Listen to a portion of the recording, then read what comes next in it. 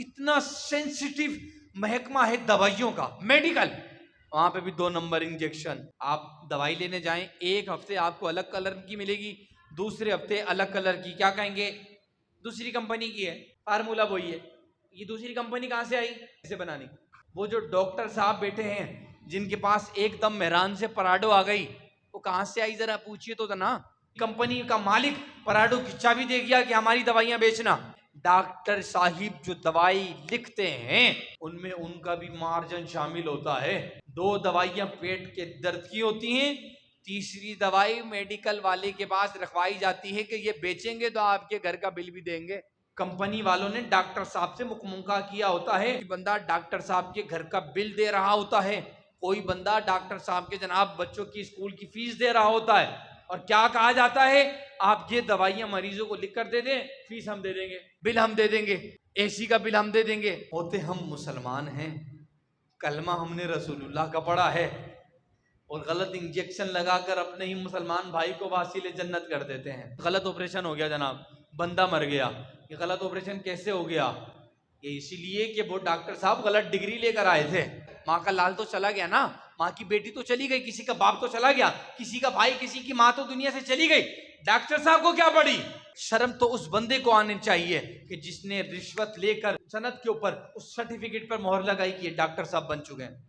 मरना तो सब ने है, अपने लिए क्या पसंद कर रहे हैं और दूसरों के लिए क्या पसंद कर रहे हैं। मेरा बच्चा अच्छी दवाई खाए, दूसरे का बंदा बच्चा भला भाड़ में जाए। हम कहाँ खड़े हैं? हम क्या कर रहे हैं? किसके साथ कर रहे हैं? उम्मती रसूलुल्लाह का है। ईडियम है टिट फॉर टैट, अरबी में से कहते हैं कमा तदीनु तुदानु, जैसा करोगे वे वैसा भरोगे। दुनिया मकाफात अमल है। आज जो आप कर रहे हैं, कयामत आने से पहले पहले, आपकी मौत आने से पहले पहले वो आपके सामने आएगा। जो आपने किया है वो आप देख कर जाएंगे। तो सच्चे मुसलमान बनिए। वो यहूदी जो मालिक बिन दिनार के पड़ोस में रहता था, जो सब उसने अपने मकान को सेल करना चाहा तो उसने अपने मकान की वैल्यू लगाई 20 दिनार। तो एक बंदा मकान खरीदने आया, उसने कहा कि भाई क्या रेट देते हो? कहा 20 दिनार। कहा मार्केट की वैल्यू तो 15 दिनार है, आप 20 दिनार किस गर्ज से ले रहे हैं? कहा मैं 20 दिनार इस गर्ज से ले रहा हूं कि मैं मालिक बिन दिनार का पड़ोसी हूं। मालिक बिन दिनार का पड़ोसी हो तो क्या हुआ, हो तो यहूदी, वो मुसलमान ठहरे।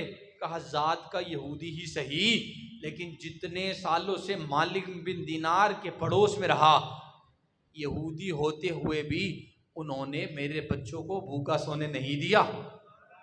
इन गुनाहगार आंखों ने वो जमाना भी देखा है कि जब हम दरवाजा बजाकर बराबर वाले से सालन का तबादला कर लेते थे, और जब बराबर वाले का सालन आता था, बड़े बूढ़ों की तरबियत थी कि बेटा अगर किसी ने बर्तन दिया है तो खाली जाना नहीं चाहिए, भले चीनी डालकर दो लेकिन भरा हुआ जाना चाहिए। ये रीतें खत्म हो गई, ये जो बांटने का सिलसिला था ये खत्म। बेबरकती, तंगी, अफलास, गुर्बत, भूख, प्यास, ये सब हम पर मुसल्लत हो चुका। अपना ही पूरा नहीं हो रहा, कहां बांटेंगे? हर जुमेरात जो 2 रोटी मस्जिद में जाती थी वो बंद, रेवड़ियां बढ़ती थी बंद, जलेबी बढ़ती थी बंद, बर्फी बढ़ती थी बंद। क्यों? हम पढ़े लिखे हो गए। ये तो शिर्क होता है, हम पढ़े लिखे हो गए, ये शिर्क होता है। 100 साल पहले ये शिर्क नहीं था, अब शिर्क हो गया, इसीलिए बंद हो गया।